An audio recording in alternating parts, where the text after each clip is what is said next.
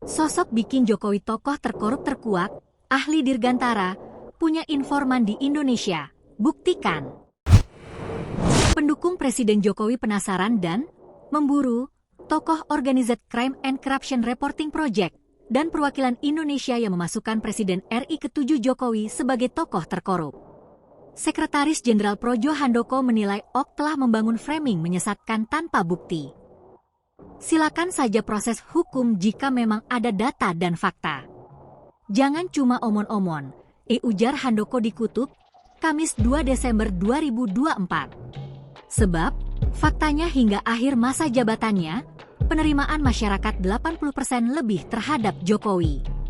Maka ia mendorong agar data Ok itu dikomparasi dengan data dan fakta lain.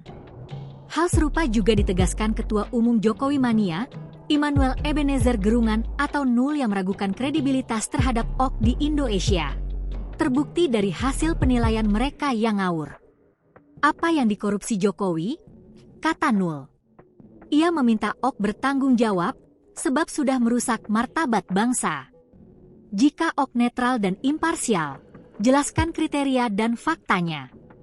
Jangan menarik asumsi tanpa data dan fakta, atau persepsi yang tidak faktual, katanya.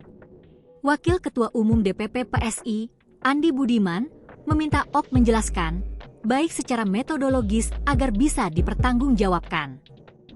Ini jelas berbeda dengan survei ilmiah dengan pengambilan sampelnya yang sangat cermat untuk menghindari bias, katanya.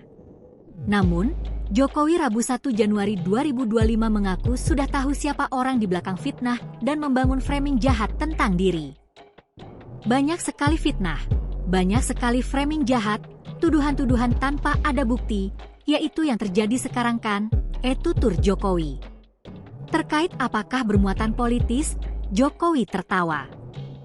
Ya ditanya aja, orang bisa memakai kendaraan apapun lah, bisa pakai bisa pakai partai, bisa pakai ormas untuk menuduh, untuk membuat framing jahat, membuat tuduhan jahat-jahat seperti itu.